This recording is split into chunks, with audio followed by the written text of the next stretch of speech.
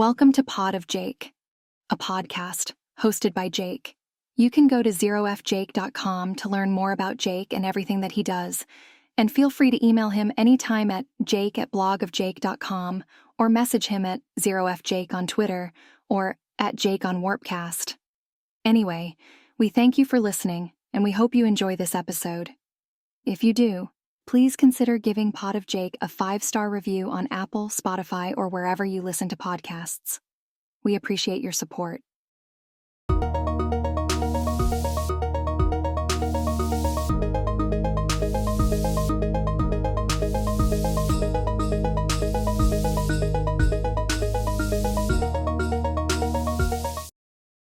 Thank you, JVMI, for taking the time and joining me on the podcast. It's great to finally connect. You are a NFT artist, streetwear designer, front-end developer at Optimism, and creator of Motorheads, and best known as the creator of Swatches, an interactive art collection that you built on Base. That is super cool, and that's how I came across you in the first place.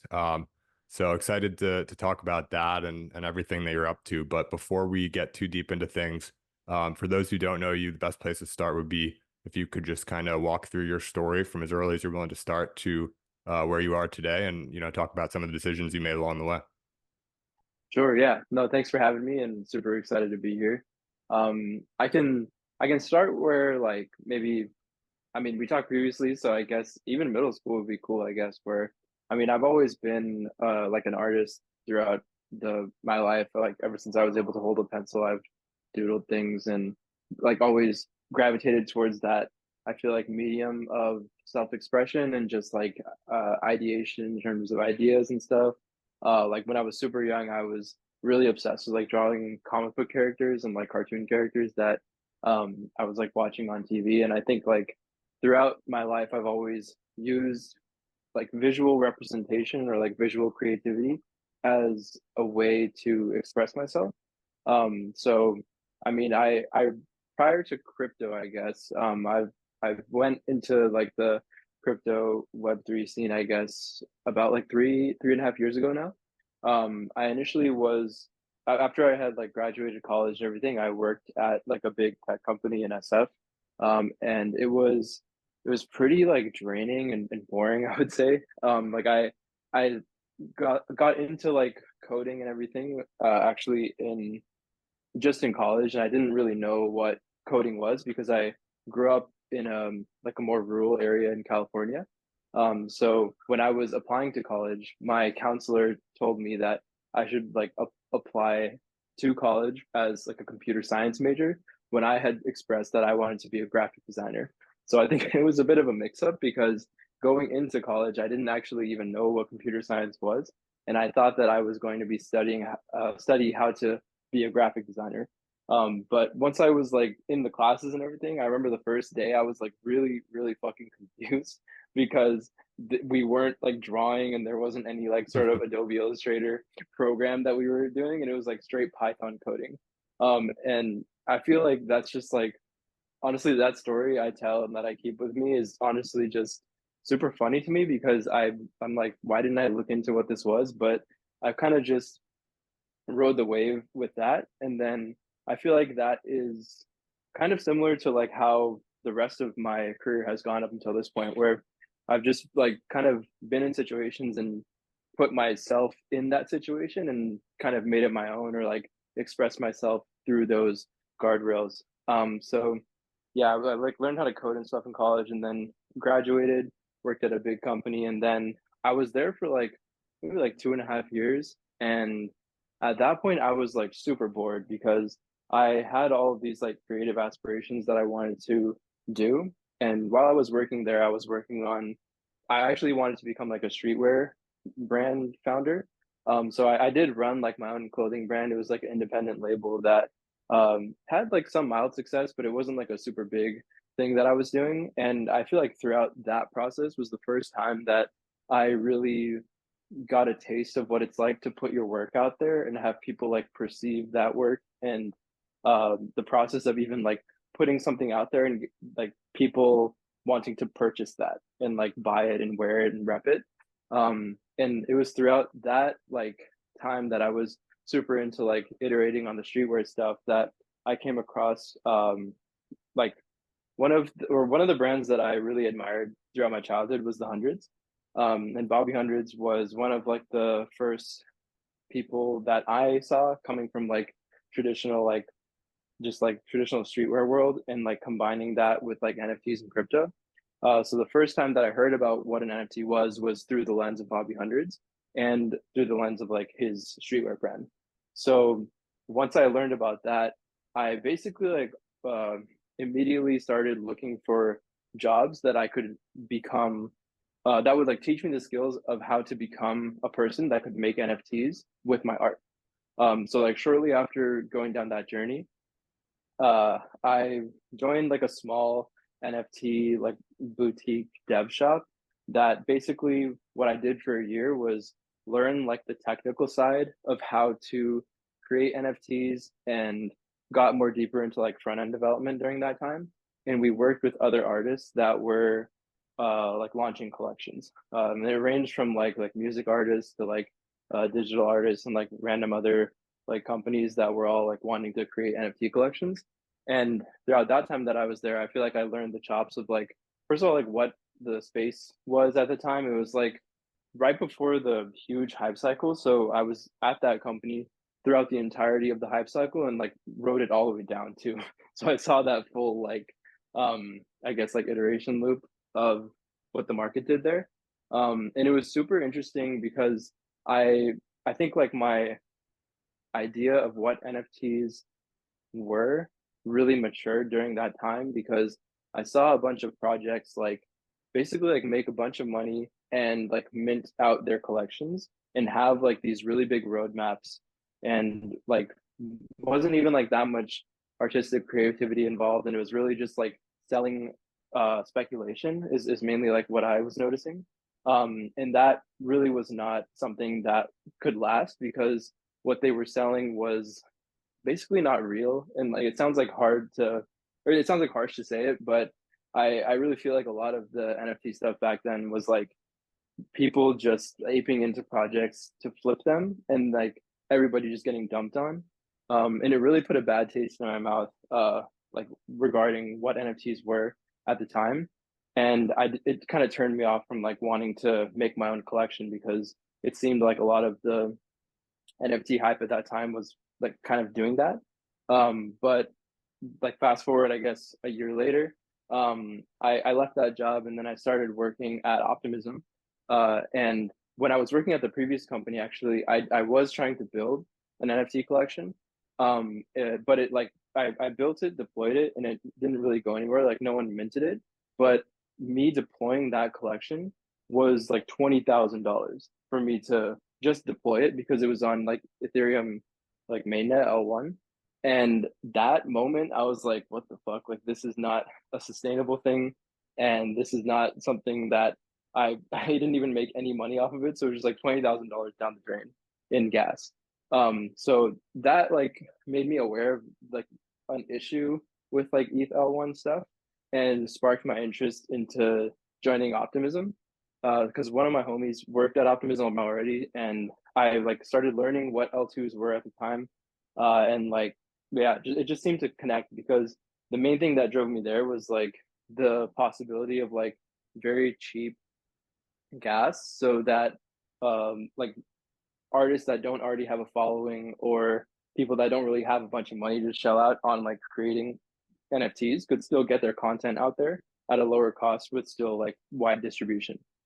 So while I was at Optimism, I worked on my first L2 collection, which is like the first collection that I think people may, if anyone follows me, that you would maybe recognize me from, which was Motorheads. And that was a collection that was pretty random from my perspective because I was just like a Frank Ocean fan. And I really liked this one picture of Frank Ocean's like Blonde album that came with like the media kit of that. And I just drew that image as like a pixel art image. And then I liked how that looked. So then I just kind of like made a huge NFT collection out of that like silhouette. But I don't really have like anything to do with like motorcycle helmets or anything like that. Like I'm not like a biker. I don't have a motorcycle, but it was just like, I guess, the first iteration of me building a collection and like getting some distribution out there, because that collection was pretty successful at the time. It was like the top collection on Optimism mainnet for a while, and like the NFT scene on OP mainnet kind of died down now with like base and everything coming up, but that collection like kind of had its day in the sun.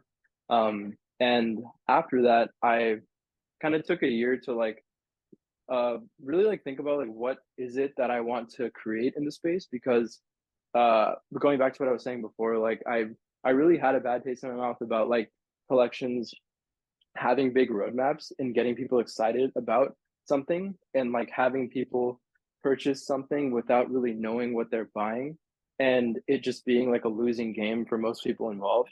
That was like one of the driving things that I wanted to make sure that I was not doing when building collections and like spreading my artwork. And the main like driving factor of what I wanted to do as an artist in the NFT space was to innovate on both like challenge and innovate on like what I could do as an artist, but also what an NFT actually is. So I saw there was like a couple of things which I mean I kind of getting into like what swatches is now, so feel free to stop me at any point. But I'll like tie it up here and then we can maybe keep talking about it. Yeah, But no, it's good. It's good. basically that, yeah, that spurred me to think about like a concept for an NFT that is interactive, because I'm a front end engineer and I've learned like how to do that now. And I think a lot of my motivation for learning how to do front end stuff comes from my pull towards like an artist as well. So I wanted to experiment and basically try to create a collection where the medium that I was like illustrating in, I guess you could say, was code. And that was like the guardrail that I set for myself with swatches, is like, how would I create that? And then during that same like time period where I was like thinking about what a concept for that could be, I stumbled upon like, well, I already knew about what Chromie Squiggles was before, but then I like looked into another one of like the Snow Froze collections, which is like that dash dash dash collection. And I was reading like the metadata description on OpenSea for one of the NFTs there. And I saw that with that NFT, you could like press buttons on your keyboard and it would manipulate the piece that you're looking at. And when I saw that, I was like, holy shit, this is crazy. Like, I've never seen that before. And I'm sure there were like other collections that maybe had done something similar, but this was the first time that I encountered it. And at that point, it kind of like steered the direction of what I wanted to build with swatches, because looking into how that's done, that's basically like how that collection is built, is that there's like deployed like HTML, CSS, and JavaScript on IPFS. So you can point like the metadata animation URL to one of those IPFS instances, and it's like static code. So like when I realized that that was like a possibility with an NFT and that it would render like that on OpenSea, it made me want to build something like that, because I already had the like knowledge of how to do that, I guess, through my work. So it was the first time that I like combined, I guess it was like, if you felt like I combined like all of the skills that I have, like artistically and like programmatically, into like one thing, and that's what swatches ended up being. Yeah, it's super cool, and I appreciate you sharing the story. It's funny, my first time coming across, one of these sort of like interactive collections was actually swatches. So like you mentioned, like you came across dash dash dash, and like others had probably done it before, but that was your first time seeing that.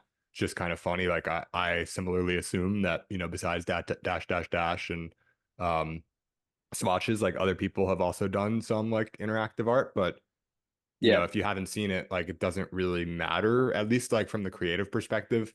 um you know I don't know, I think like if you have an idea that you love and you think you can do it in a great way, then you basically should. And like, not like, a lot of times people, when they have an idea, the first thing they do is go to Google to see if it's like already taken. And Uh-huh. from my perspective, it's like, if you haven't heard of it, it doesn't exist. And like, it may exist, but it's not big enough that you've heard of it, and you'll inevitably end up doing it in some way different. So like you might as well just sort of do it, or at least like start, and then later you can sort of like see what existed before that might have been similar, but it's just kind of interesting there. And the funny thing is like I didn't actually I saw about swatches. I wasn't involved like on the initial mint or anything. I have one now, but um I didn't know, like I thought it was cool before I even knew it was interactive. Like I just liked the art. And then like later on I found out that it was interactive. So I'm curious, like, do you have a sense for like your audience, your collectors?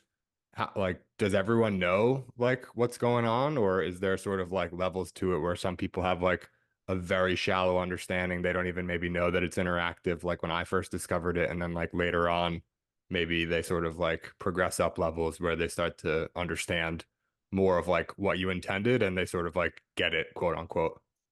Yeah, yeah, no, that's actually very interesting that you bring that up because I was thinking about that with some of the stuff that I'm working on more recently is like how do I make it super obvious that this is interactive?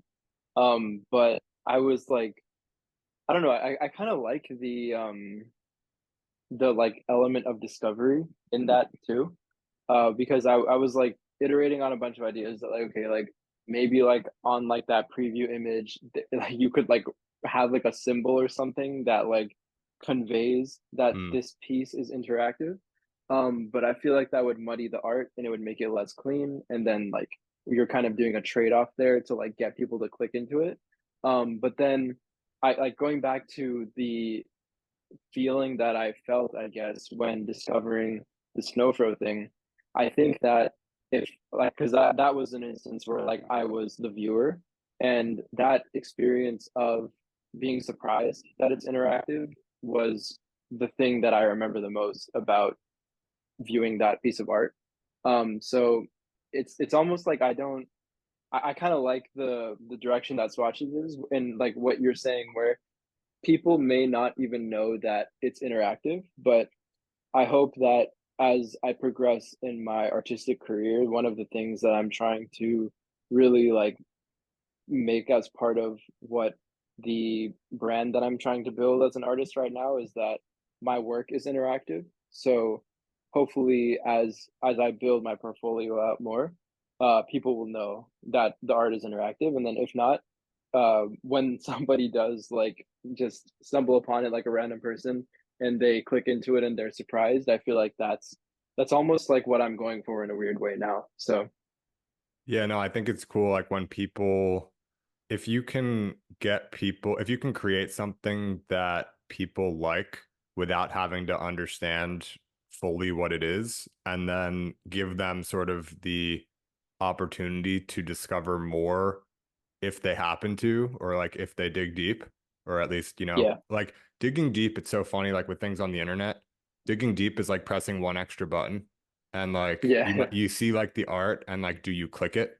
And it's like even, yeah. you can mint it like for swatches, for example, like you can mint it without knowing that it's interactive. And then like do you click it? Like literally like one extra click. But like one extra click is there's such a fall off on that. There's like an 80% fall off or like a Hmm. 90% fall off. So it's just kind of interesting, but I definitely resonate with like that surprise element that yeah, if you made it more obvious, like you might get more like sort of people interested at like top of funnel, so to speak. But by having it not be as obvious, you're giving the opportunity for people to get that pleasant surprise where they already liked it in the simple version. And that's really cool, I think. And that's how, that's how swatches came to me. It was like, okay, I like that art. And then, whoa, like there's something else here that is like the main thing that I wasn't even aware of. And that's just like a super Hmm. cool feeling. So I'm curious to talk about like some of the sort of,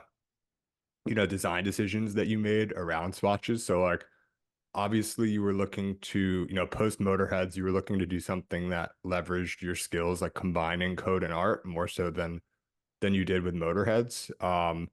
And but Motorheads I think was great, like for getting you on base. I mean, not literally, like, but figuratively. I think Motorheads was on Optimism, like you mentioned. Swatches was on base. But Swatches was, I believe, 7,777 pieces.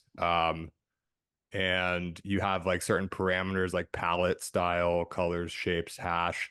I'm curious just like how you formulated that. I understand you were sort of working on it for, several months. And I'm just curious to hear sort of like the evolution from like the seed of the idea to actually, setting it in stone and getting it out there. No, 100%. I can talk about that for a minute, I feel. So like so initially when I made the like first swatch, I guess you could say, it was not even interactive. So it was just like initially, prior to me discovering like that dash dash dash collection by Snowfro, I was already working on swatches, but I was working on just the script to generate the images. And after that, I like went down a bunch of different iterations for like how to organize the metadata and how the collection should be laid out. Because it was first just fully generative, and then I wanted to have this other element in there where I had like more like custom pieces, because I'm not like a generative artist in the same way that like Tyler Hobbs is with Cadenzas, where it's like the algorithm is the art. I very much like use code, but I'm not like keen on just needing like the algorithm to spit it out. So like I like having control over certain pieces if needed, basically. And one of the first like traits that I obviously like came across with swatches was like the palette stuff. And initially there's like 40 palettes with swatches. So like I had the ones that are the most common ones here, where it's like the chromatic, the pastel, and the grayscale. But I started making like some palettes out of the one of ones, if that makes sense. So like for example, there's like a SpongeBob one, because I watched like a bunch of SpongeBob as a kid. So I had like a SpongeBob palette, but then I didn't really like how a lot of the generations were looking, because with a more uh like a less broad palette where the colors are more specific, the like random generation of those pieces, I think like didn't look good usually, because what the palette was like something that I wanted to have the proper visual for. So that's where I started making one of ones.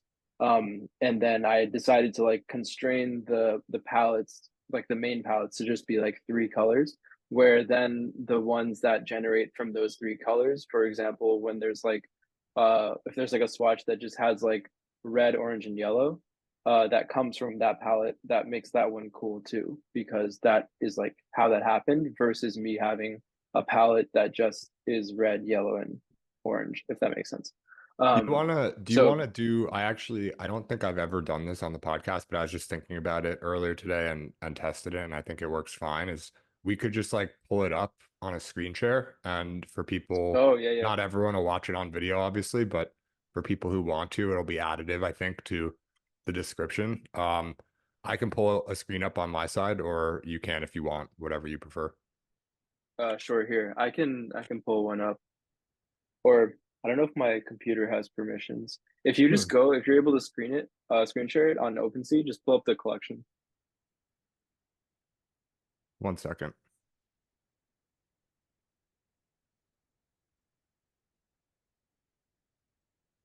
You should be able to do it now, but I can also do it if you want. All And I'll right, just cut this. I can cut this part of the audio too. cool, no worries. Let me pull it up.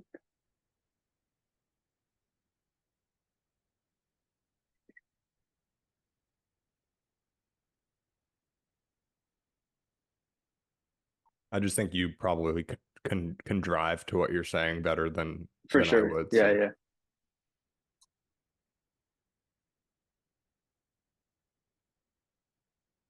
All right, I gotta adjust the settings here 1 second.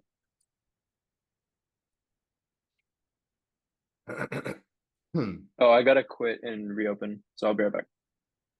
Uh, quit this the Zoom. Yeah. Oh, is that cool? Will that mess up the recording? Um, I was thinking about it, but no, it should be fine. Go for it. As long as I stand, it should be fine. Okay, cool. Be right back.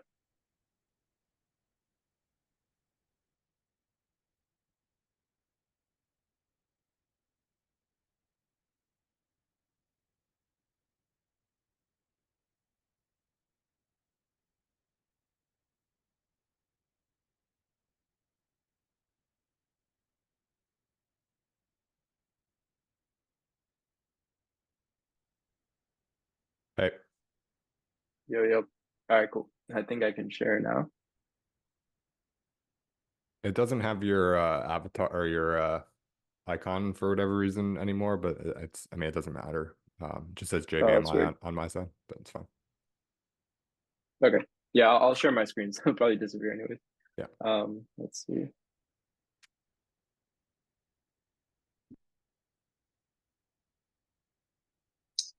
Can you see it? Yeah. I love how the cover image and and the and the profile picture itself are both like dynamic, super cool. Yeah, thanks. But yeah, what I was talking about the palettes, I think, right? So if Yeah, we go in basically like here, going how you sort of ended up doing some of them one of one. yeah. So so basically if we look at these, so there's the main distinction is like the style between the swatches. So classic means that it's basically generative, and custom are all of the ones that I like made by hand, I guess you would say. And So 100 is like a non-arbitrary number, obviously, that you chose, and then yeah, 7777 came from maybe that's somewhat arbitrary. I don't know, but it's it's cool. I it, don't know it's if you ever semi-arbitrary. I don't know if you Um, ever thought of it, but the 100 obviously it's a flat number, a good number anyway, but it's kind of like a nod to Bobby hundreds, I feel like. oh shit, I didn't think about that, but that's interesting. Maybe that's like a subconscious thing that I did. There's always these Um, things that people do, like at least in my experience, like there's these things that I've done that I after the fact can like attribute extra meaning to them that I didn't think of when I did yeah, it in the first place. So that's a cool one, I think, for the 100. 100%, bro. Like so much of the like I outside of the swatches and just like creating art in general, I feel like that's a lot of what my process is that it's almost like going back and forth between visual aesthetic and then ascribing meaning to something and then Mm. like kind of doing that back and forth until you're happy with what the end result is. Hmm. Um, but yeah, so like a lot of these like one of ones that were created initially were supposed to be palettes, but I just didn't like how it looked, and then I definitely wanted So to like, sorry to interrupt, but like oh palettes no, no as in worries. like you were gonna make these designs sort of configurable as to what colors they'd be comprised of and generative sort of as a result. Like basically they could be custom Pretty filled much. with whatever, colors. Yeah, exactly. So like this palette right here, um, I had previous to this, you can see that this one has like these colors and the palette is chromatic, which Hmm. just means that it can pull colors from like a normal rainbow. So similarly, I created other palettes where like it could pull colors from what colors I would associate with something like SpongeBob. But Hmm. then the end results of that, like I wanted to make sure that every single NFT that was created, I thought like hit hard and like looked good. So throughout the process of me doing that, I didn't find that the ones that came from custom palettes looked good. And I really liked how the custom ones started like ending up, especially when someone has like the context of the like generative collection. This was like the most fun I had in like the entire process of making swatches was like creating these one of one swatches, which are more like images that use the style aesthetic that was kind of created through with swatches. But then like I'm starting to like kind of create abstract art out of that that like is associated with different things. So yeah, How did that was those 100 come about? Was it like all at once, like you made like 30 in a night because you just like sort of went on a roll, or was it like trickled over time, or was there like a first batch and then like a waiting period and then like another batch? it was like I had like a fat list of just like throughout the process of me making swatches, maybe like in the last month, I had like this running list of just ideas that would come to me at random times that I would like write down in this list. And I would then sit down and try to like grind out as many as I can in a session. So the like concepts that come about here were not in a single session, but I probably like made all of these in like 5 different sessions. Mm. But most of the time that I had to like dedicate to doing this was getting like the like swatches interface that renders all of these images to be able to handle like a custom input, because like for example the way that this is implemented is like it's the same code that's like rendering this shape and everything, but what I had was like I had all of this in like Adobe Illustrator, and then I wrote like a script to like take that SVG that I generated from Adobe Illustrator and to generate like the metadata so that it would render like this, if that makes sense. That might be like too technical for someone that hasn't like seen the code for swatches, but that process was like a difficult process for me. And then And like then, creating the images was like more fun. so looking at Beach, which is like one of my favorites, I think some of these 100s are like the customs are like you look at it and someone could actually guess. Yeah, Maybe yeah. someone might not guess. Well, I don't know. Like it's hard to look at this and guess something that's not Beach. I feel like maybe like It's like once you've seen it, you can't unsee it. But then I feel yeah. like if you see it randomly, I would be curious like what people would think this is. Well, I think there's like sort of uh there's like a few maybe like tiers. One is like where you see it and you can't unsee it, like Bowser was like on the previous page. That's like a really nice one. Uh-huh. And that's like I don't think I could have maybe guessed that.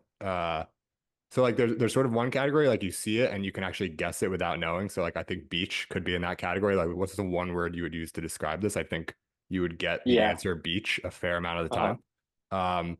Bowser, like I'm not so sure. Or like Bitcoin was sort of nearby it. Not so sure. Hmm. But once you see it, you can, you're not gonna be able to You unsee that. associate, You're gonna I feel like, know, yeah. yeah, you're gonna know what it is.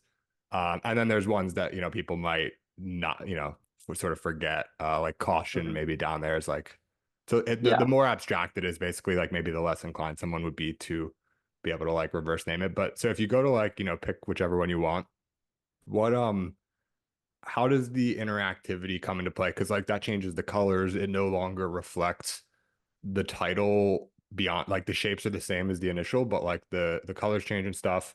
Hmm. How did you like determine the interactive element for these custom 100 and then more broadly for the rest of the collection? So the interactive element is the same for every swatch. So that was actually another design decision that I made because I was thinking about traits and how like the interactive portion of swatches you could like delineate that with traits too. Like for example, there's like different modes and sizes that you can do. So one thing that I was playing with is like maybe some swatches can have like the ability to turn it into squares, or like the like hypnotic mode was something that people like, so like maybe only special swatches can be able to even do this.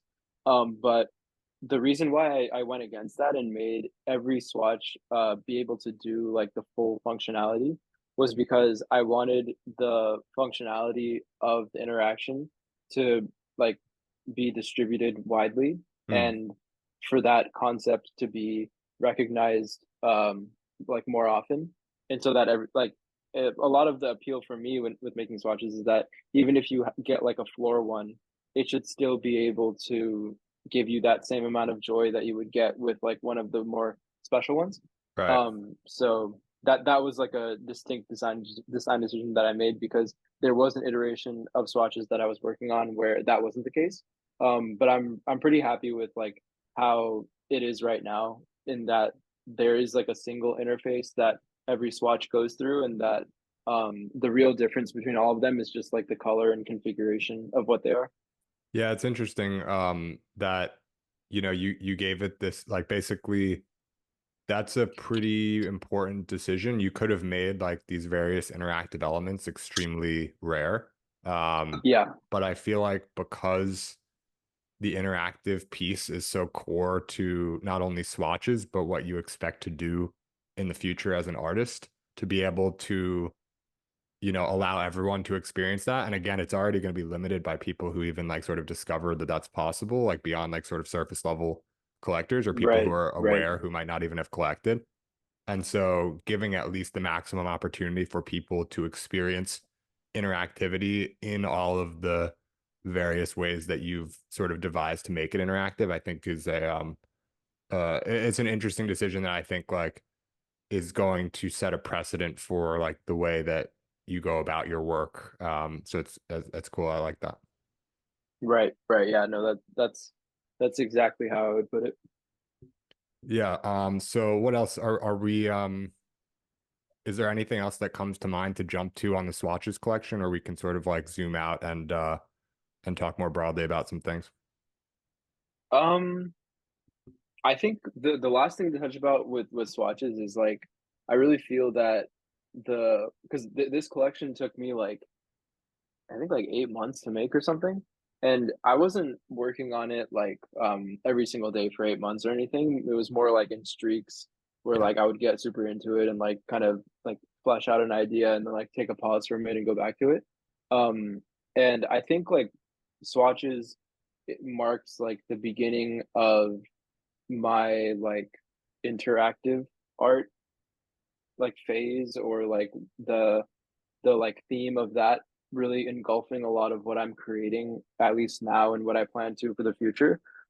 So I feel like that when I look at swatches, I look at it as like the beginning of a larger journey for me, and it really like I feel hits on all the points that we talked about before with like the interactive art and everything. And the one of the main things that I was like trying to do with swatches, like if you think about like what does the name swatches mean?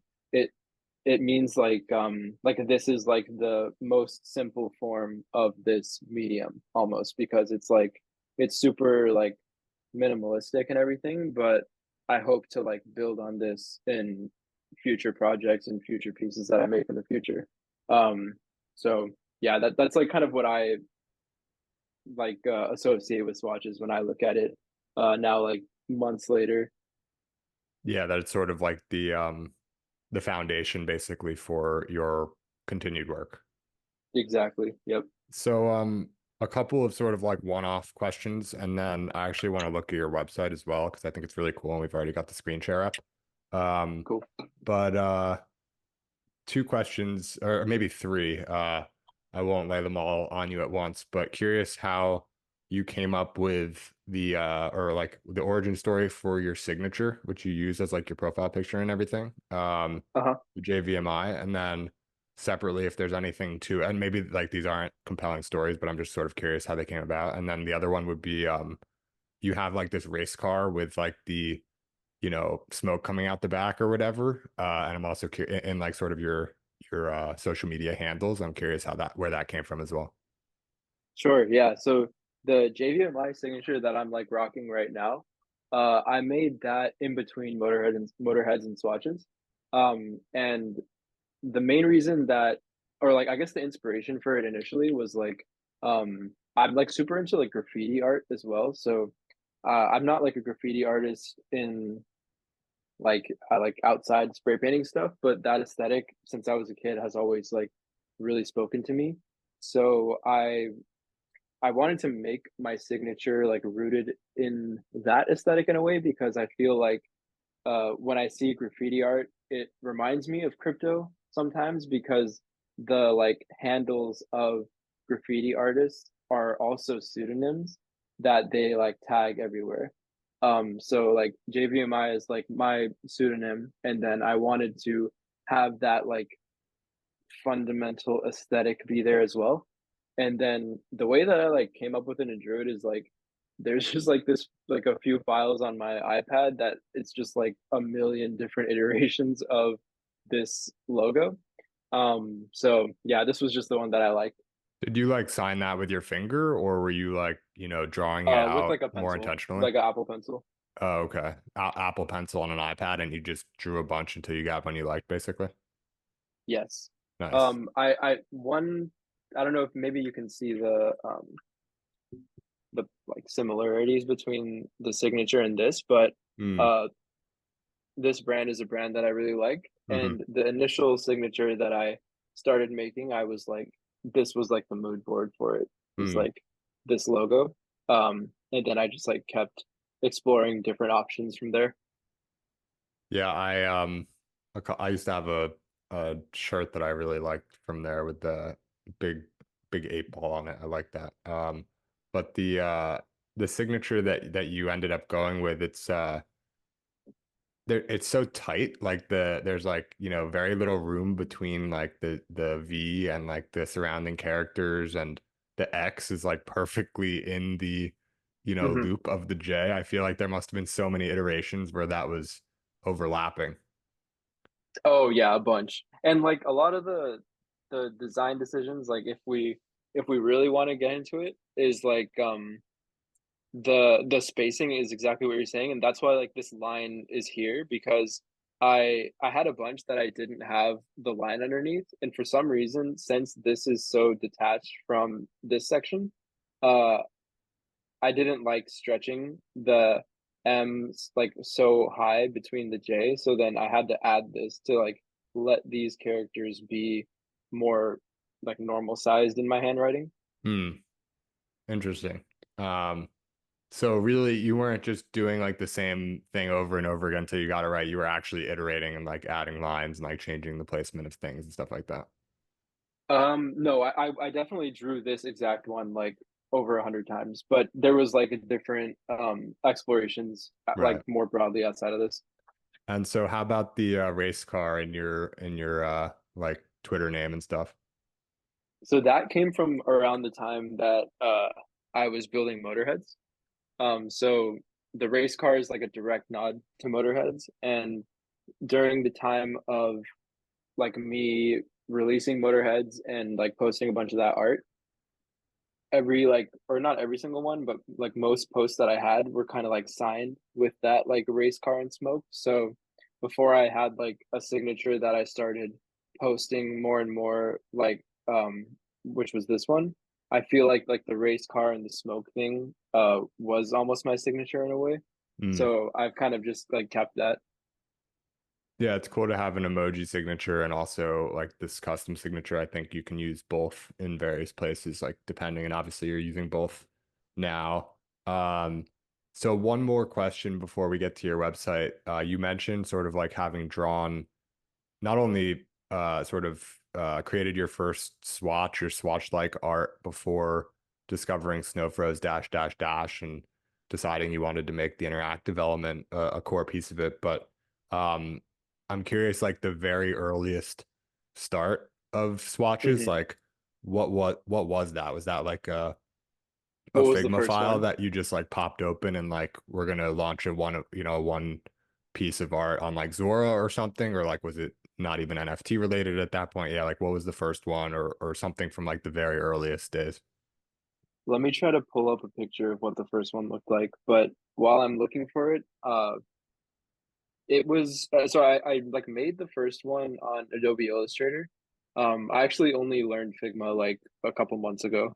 But like a bunch of the art that I like, basically everything that I've posted that I have made has come from Illustrator.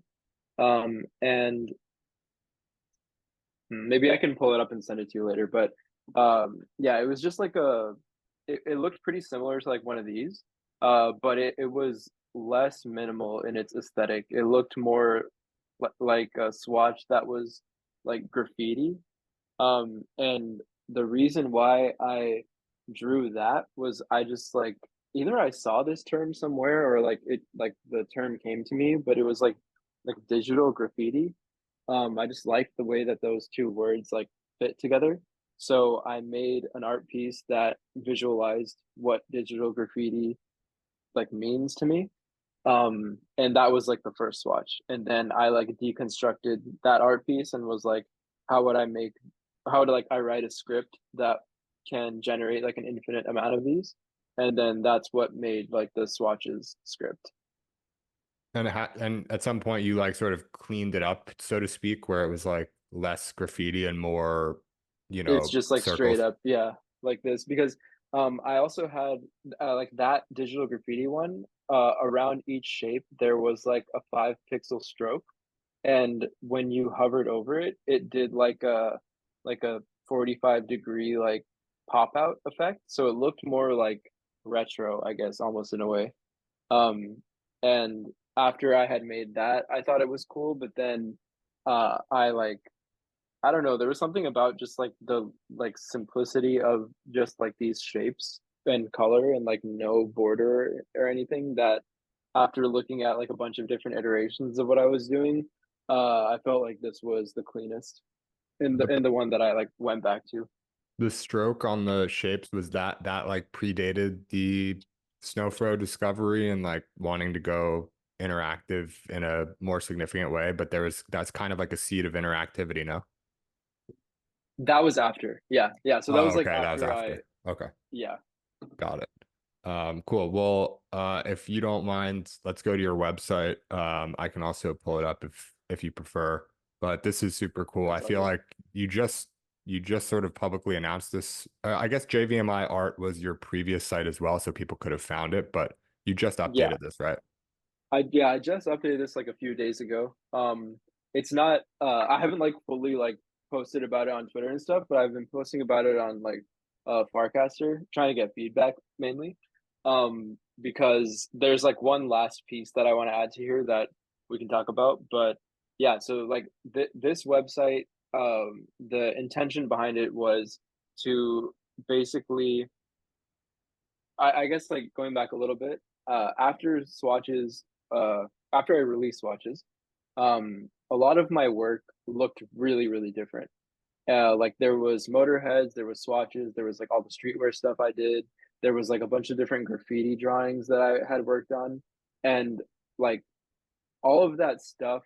Um, I like all of that stuff, and that's very much like part of my identity as a person, I guess you could say. But in terms of like trying to proliferate my presence online more, I've all like the past like 2 years, I've really been like struggling with and like trying to grapple with um making a through line with all of my work, and that's always been something that has like really bothered me about when I look at the things that I've created is that there isn't like a through line for what I'm making, and that would like kind of get me down because it would make me feel like what am I really like building towards? Like it feels like a lot of the stuff that I'm making is kind of like one-offs, and though like and if something that I'm making like has success with it, I like had trouble with like doubling down on something, if that makes sense.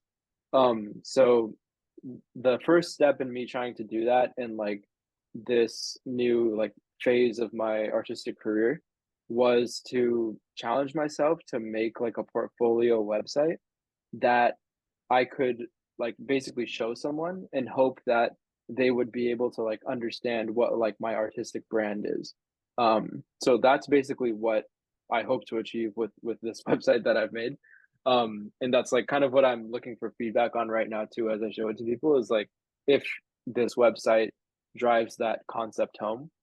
Because obviously like not everyone that like looks at my art is gonna like go on this website and see it, but if I'm not even able to like create a single page like website that conveys that, then I'm like confused in my head about it in the first place, if you feel me.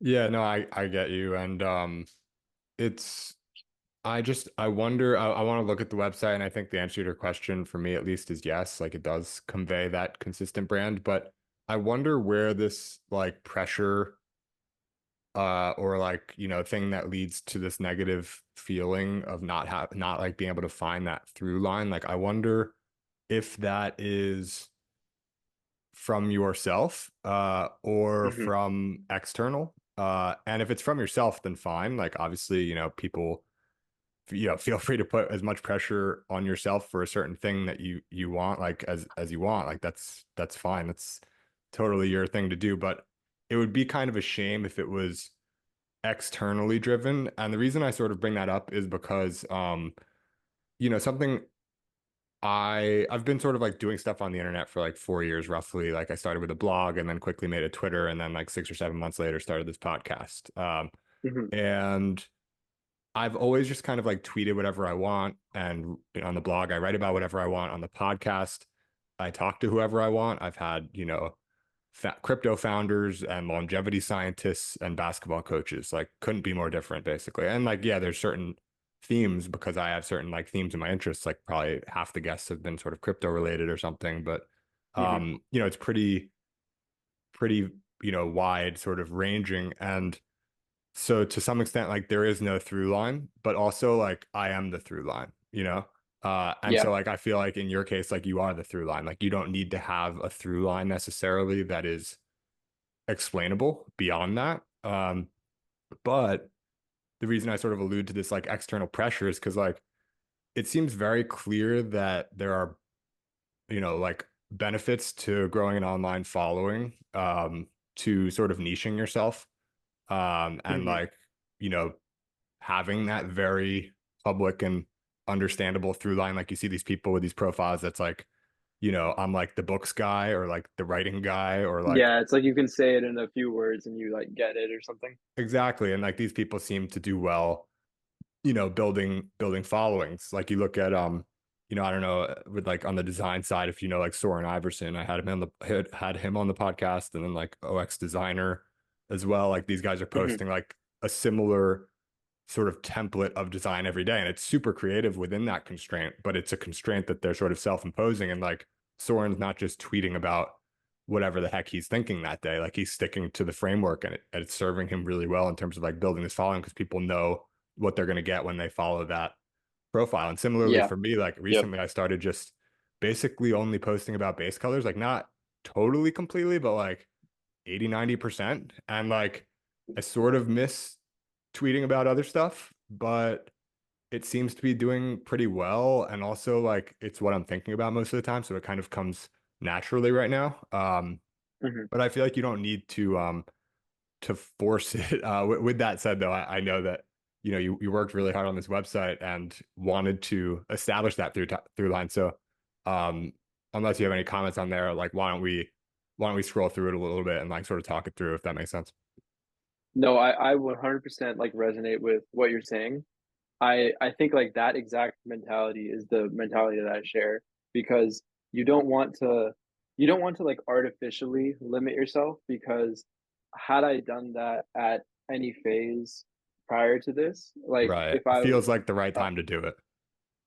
yeah, it's almost like this is like the first thing that I feel like I'm kind of committing to that I'm not like that I'm able to establish like creative guardrails around that still is fulfilling to me. But getting to this point was a real like it's been a real journey, I think, my entire life because like I had the same type of feeling after I did Motorheads because I was like, okay, Motorheads is like the most successful thing that I've done in like in the NFT space so far. So I should make all of my artwork revolve around the Motorheads aesthetic because that is what has been successful. But had I like done that, I would have never made swatches. So that like reminder that I have for myself is definitely something I think that is what you're also saying, Yeah. where like you don't want to like nerf yourself and then not make something that could be pretty cool. So I completely agree with that. And I think like for any like artists that are listening to this or like people that discover this that have any type of creative endeavors, like I think limiting yourself artificially is like the worst thing you can do as an artist. Yeah, I think basically what we're both agreeing on is like you don't want to force as much as you might appreciate that like the niching down or like the forcing a through line sort of thing, committing to like some sort of thread is as much as one can appreciate objectively that that's like beneficial for gaining a following on the internet. um Forcing that is not the move. However, when you come across something that pulls you to do that, you can recognize that it's a good thing and allow it to happen with sort of the Like organically almost. Yeah, and with the sort of mental note or whatever, like sort of the caution like in the back of your head that like if something comes up that doesn't fit the mold, don't just auto reject it and like Exactly. Yeah. sort of be open to other things as well. So I think we're it's a very nuanced thing, but like we're Yeah. I think on the exact same page. Yeah. So let's do one thing. Let's pull the dark mode on Oh the yeah. website.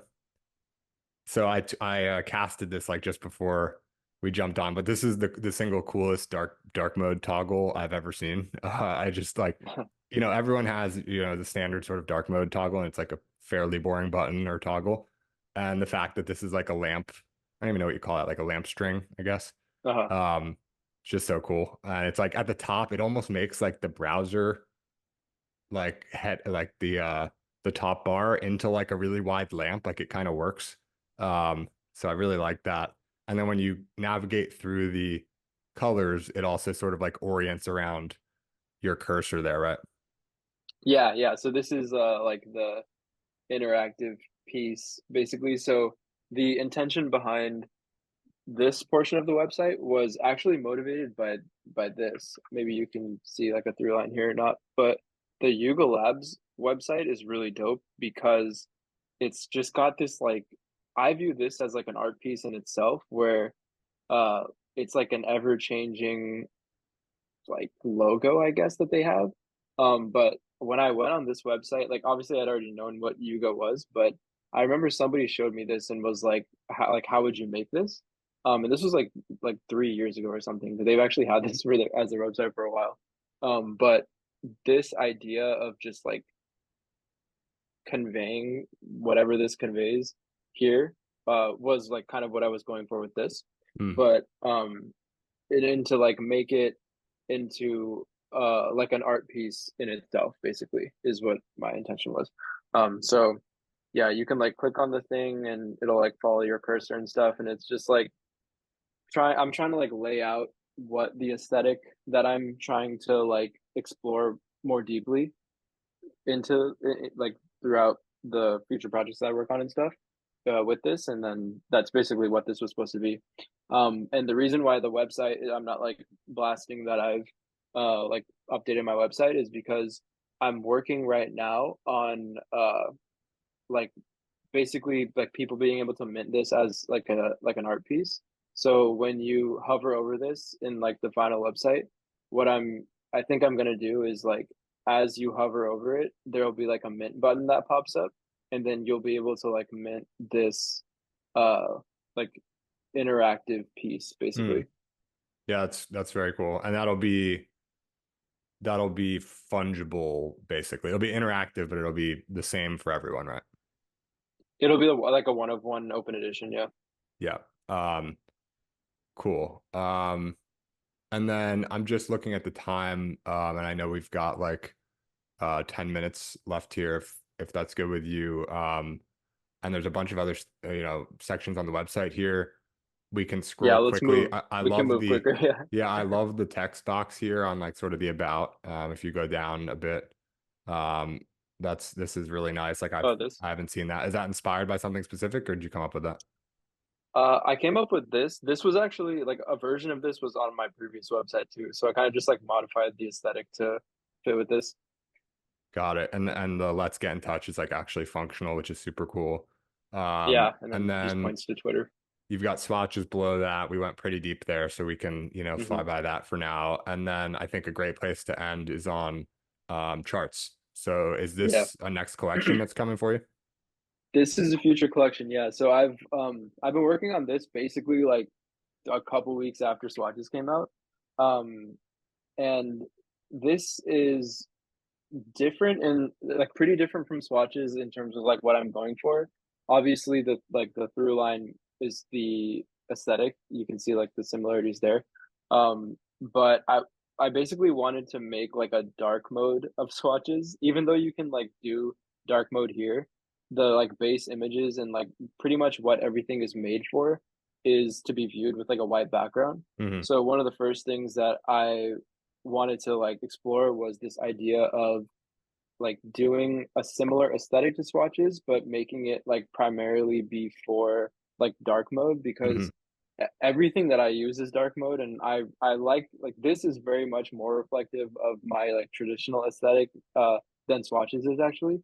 Mm. So I like wanted to do that, and then I won't get too deep into like what this project is because I'm still working on like how to communicate that, but it'll be another interactive NFT project, similar to swatches in a way, but very different in terms of like what it's trying to do and like what the experience of collecting it and everything will be. The through line is that you can also like put this into different modes and stuff. So I've made a lot of like the interactions and like the visual artistic stuff with this project, which is being teased here, but I have not fully explored um how it will work, if that makes sense. Yeah, no, that makes sense. I think maybe my last question, and this is sort of I have to ask given what I'm doing with base colors, but I'm curious how how you determine sort of like the possible colors to use. So like on this, for charts, like I'm looking at the orange chart and there's, Hmm. several different sort of shades of orange there. Looks Yep. like all of them are unique. Maybe the end ones are the same or something, or maybe three of them are the same. I can't quite tell. Um, but for both this and for swatches, I'm curious how you sort of like defined the color verse, so to speak, like what you would choose from. That is mainly just like uh aesthetically finding colors that fit well together on like Figma or Illustrator. The way that the colors are currently working for this is that there's like value ranges. So the colors for the bars are correlated with what value this bar is. So I have a palette for this similar to like swatches kind of, where there's like a value range, so like 0 to like 100,000 or something here will be this color, but Mm, then like 100,000 to like whatever other number would be this color, and that's right. kind of how this is built. Got it. That makes sense. Cool. Well, so anything else? I'm trying to think. I guess we go back. We went through the site. We went through swatches. Talked about a bunch of other stuff. I'm trying to think what else. Um, I don't know. I feel pretty good about this. This was a really interesting conversation, and it's great. Like I love going deep on sort of the creative process. Do you think charts is going to be the next the next big drop for you, or is there something not being teased that could sort of There, front run it? charts will probably be like the next like big drop, which I'm not even sure when I'll do this, but it'll be sometime in the next like probably 4 months. But there's another like avenue to my work that I'm exploring concurrently right now, which is like this is just like a gallery section that shows different like they're not one of ones, they're just like open edition, like future open edition pieces that I'll like release. Mm, But I'm trying to also do something here where it's like a collection that I'm like building forever. And like making like new abstractions out of like different things in real life out of this style. Um, so yeah, I'm like working on both of these, and I'm more heavily working on this right now than charts. on gallery. Have you considered like committing to some kind of release cadence with it where it's like I'm going to put out one of these a week or something like that as like a sort of a forcing function, or mostly just Yeah, creating that's now and mint exactly later? that's exactly what I'm doing. Is like I'm trying to build and design because I want all of these to be interactive also.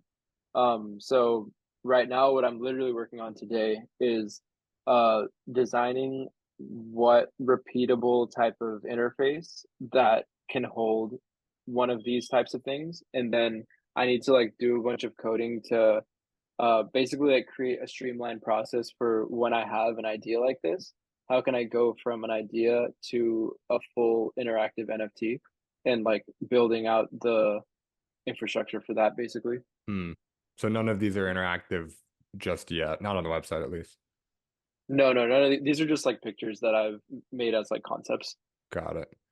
Cool. Well, yeah, I really like those too. And I'll be whatever's next, I'll be minting. So looking Appreciate forward it. to it. But thank you again, JVMI, for coming on. It's been a pleasure, and admired the work from afar, but great to get the stories behind everything and learn about some of these decisions that you made. So appreciate the time, and 100%. look forward to keeping in touch.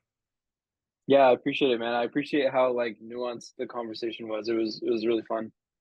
Awesome. Oh, and just before we wrap, where can people go? Obviously jvmi.art. I guess we've got all, I don't usually do the screen share, so we don't have the links up, but basically if you want to look more into it, just go to the site that Yeah, you're I looking would. at, Yeah, jvmi.art. exactly. Yeah, just go to this website. All the socials and everything are at the bottom for wherever you want to find me. Perfect.